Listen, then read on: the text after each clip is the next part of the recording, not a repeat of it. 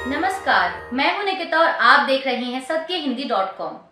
चलिए एक नजर डालते हैं अब तक की सुर्खियों पर। जम्मू कश्मीर विधानसभा चुनाव के संबंध में उपराज्यपाल मनोज सिन्हा ने बड़ा बयान दिया है। न्यूज एजेंसी पीटीआई के मुताबिक मनोज सिन्हा ने आज रविवार को कहा कि परिसीमन और मतदाता सूची के पुनरीक्षण का काम खत्म हो गया है।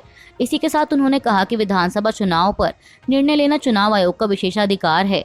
वहीं एलजी मनोज सिन्हा के इस बयान के बाद उम्मीद की जा रही है कि जम्मू कश्मीर में विधानसभा का चुनाव जल्द ही हो सकता है। आपको बता दें कि केंद्र शासित प्रदेश में सक्रिय राजनीतिक दल लंबे समय से राज्य में चुनाव कराने की मांग करते आ रहे हैं। इनमें जम्मू कश्मीर नेशनल कॉन्फ्रेंस के नेता और पूर्व मुख्यमंत्री उमर अब्दुल्ला जोरदार तरीके से चुनाव को लेकर अपनी बात कहते आए हैं।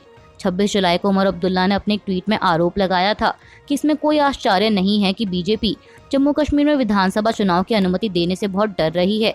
गौरतलब है कि 5 अगस्त 2019 को जम्मू कश्मीर से संविधान के अनुच्छेद 370 को हटा लिया गया था और राज्य को 2 केंद्र शासित प्रदेशों जम्मू कश्मीर और लद्दाख में विभाजित कर दिया गया था, जिसके बाद कहा गया था कि समय आने पर जम्मू कश्मीर को राज्य का दर्जा वापस मिल जाएगा और लद्दाख केंद्र शासित प्रदेश बना रहेगा। तब से जम्मू कश्मीर में विधानसभा चुनाव का इंतजार किया जा रहा है। हिंसा प्रभावित मणिपुर में सुरक्षा बलों से 5 अगस्त को हथियार छीने जाने की घटना को लेकर मणिपुर पुलिस ने ट्विटर पर जारी एक प्रेस नोट में कहा कि ये खबरें भ्रामक थीं। मणिपुर पुलिस ने शनिवार देर रात कहा कि 5 अगस्त की एक प्रेस रिलीज में केवल घाटी के जिलों में विभिन्न पुलिस स्टेशनों और सशस्त्र गारों से हथियारों और गोला बारूद की लूट पर प्रकाश डाला गया है। यह जानकारी भ्रामक है कि पहाड़ी और घाटी दोनों जिलों के विभिन्न पुलिस स्टेशनों और सशस्त्र गारों से हथियार और गोला बारूद लूटे गए थे।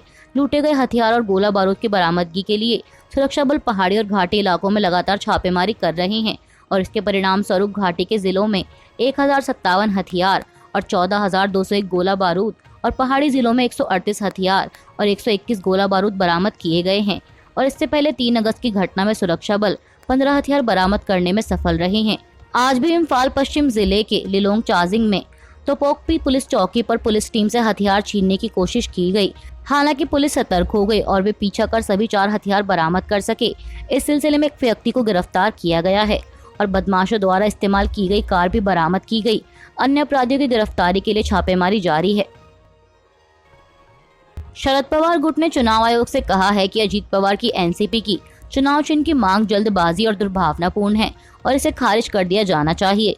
शरद पवार गुट की ओर से तर्क दिया गया कि चुनाव आयोग में अजीत गुट की याचिका में एनसीपी के 2 गुट होने का कोई सबूत नहीं है। गौरतलब है कि अजीत पवार और उनके वफादार विधायकों ने पिछले महीने महाराष्ट्र में भाजपा और एकनाथ शिंदे गठबंधन से हाथ मिला लिया था। इसके बाद अजीत पवार गुट की तरफ से दावा किया गया था कि वे असली एनसीपी हैं, क्योंकि उन्हें पार्टी के अधिकांश विधायकों का समर्थन प्राप्त है।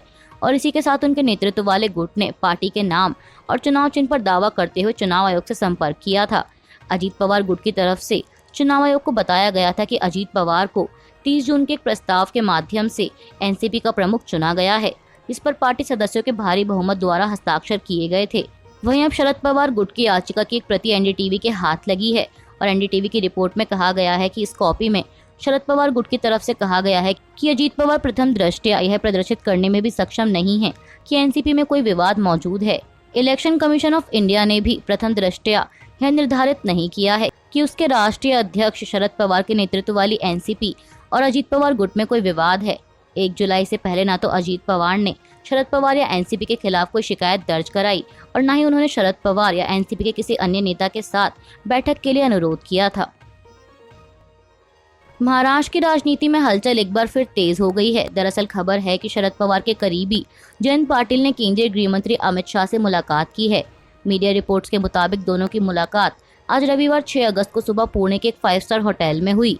वहीं अब एनसीपी नेता जयंत पाटिल की अमित शाह से मुलाकात की खबर के बाद महाराष्ट्र की राजनीति में खलबली मची हुई है और अटकलें लगाई जा रही हैं कि जयंत पाटिल जल्द ही कोई बड़ा फैसला ले सकते हैं। आपको बता दें कि जयंत पाटिल को शरद पवार का करीबी माना जाता है और एनसीपी में अजीत पवार के नेतृत्व में हुई बगावत के समय उन्होंने शरद पवार का साथ दिया था। गौरतलब है कि एनसीपी नेता अजीत पवार पिछले महीने चाचा शरद पवार के खिलाफ बगावत कर पार्टी के बड़े नेताओं के साथ बीजेपी और शिवसेना शिंदे गुट की सरकार में शामिल हो गए थे। उनके साथ प्रफुल्ल पटेल और छगन भुजबल जैसे नेता भी शामिल हुए थे। जमीयत उलेमाए हिंद के अध्यक्ष मौलाना अरशद मदनी ने नू हिंसा को पहले से प्लान और दिल दहलाने वाली घटना करार देते हुए रविवार को एक बयान जारी कर कहा कि जमीयत उलेमाए हिंद के एक प्रतिनिधि मंडल ने नूह और मेवात और आसपास के हिंसा प्रभावित क्षेत्रों का दौरा किया। उन्होंने दंगा प्रभावित क्षेत्रों की जो रिपोर्ट पेश की है वो दिल दहलाने वाली है। मौलाना अरशद मदनी ने आगे कहा कि रिपोर्ट से बिल्कुल स्पष्ट हो गया है कि दंगा पहले से प्लान था। इसमें पुलिस और प्रशासन की भूमिका संदिग्ध रही है, जिसके कई वीडियो वायरल हो चुके हैं। हरियाणा के नूह और गुरुग्राम जिले में हुई हिंसा के बाद सरकार के बुलडोजर एक्शन को लेकर AIMIM प्रमुख असदुद्दीन ओवैसी ने हरियाणा की बीजेपी के नेतृत्व वाली सरकार पर निशाना साधा है। असदुद्दीन ओवैसी ने ट्वीट कर लिखा कि सुप्रीम कोर्ट ने कहा था कि कोई भी बुलडोजर एक्शन लेने से पहले सरकार को कानून की प्रक्रिया का पालन करना होगा। बिना बिल्डिंग मालिक को अपनी बात रखने का मौका दिए कोई कार्रवाई नहीं हो सकती। बस इल्जाम की बुनियाद पर सैकड़ों गरीब परिवारों को बेघर कर दिया गया।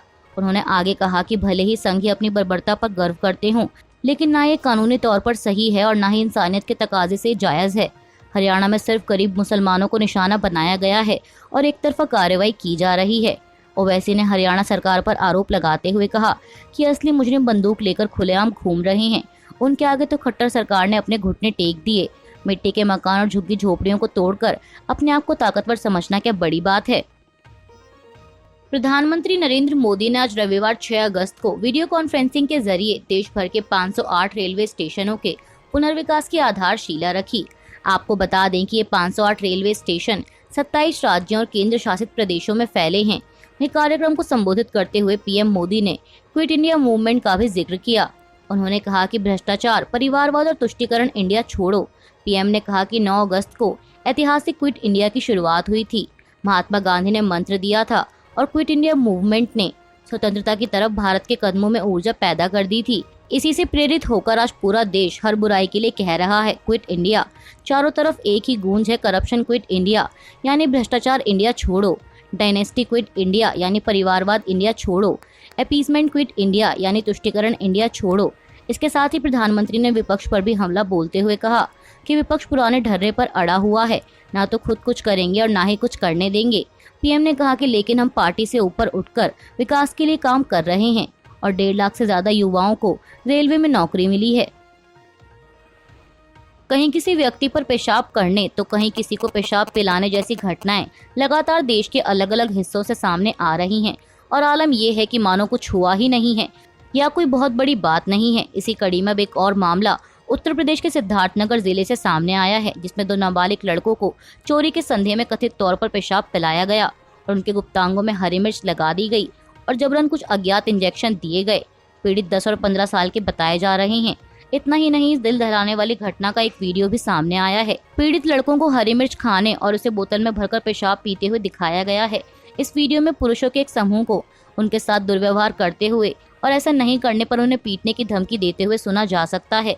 कथित तौर पर गुंडों ने लड़कों को पकड़ लिया और उन पर पैसे चुराने का आरोप लगाते हुए उन्हें बांध दिया। एक अन्य वीडियो में देखा जा सकता है कि लड़के जमीन पर औंधे मुंह लेटे हुए हैं, उनके हाथ उनकी पीठ के पीछे बंधे हुए हैं और पतलून नीचे खींची हुई है, जबकि एक आदमी उनके गुप्तांगों में हरी मिर्ची रगड़ता है और डालता है। दर्द से चिल्ला रहे लड़कों को फिर पीले रंग का तरल पदार्थ भी इंजेक्ट किया जाता है। वीडियो जिले के पथरा बाजार थाना क्षेत्र के कोनकटी चौराहे के पास का है। वहीं पुलिस का कहना है कि उन्होंने सोशल मीडिया पर वायरल 2 बच्चों के खिलाफ आपत्तिजनक कृत्य के वीडियो का तुरंत संज्ञान लिया और कानून के संबंधित धाराओं के तहत मामला दर्ज किया है। जिले के अतिरिक्त पुलिस अधीक्षक सिद्धार्थ ने कहा कि हमले में शामिल लोगों की पहचान कर ली है और उनमें से 6 लोगों को हिरासत में लिया गया है। अभी के लिए बस इतना ही। बाकी की खबरों के लिए बने रहिए सत्यहिंदी.com के साथ।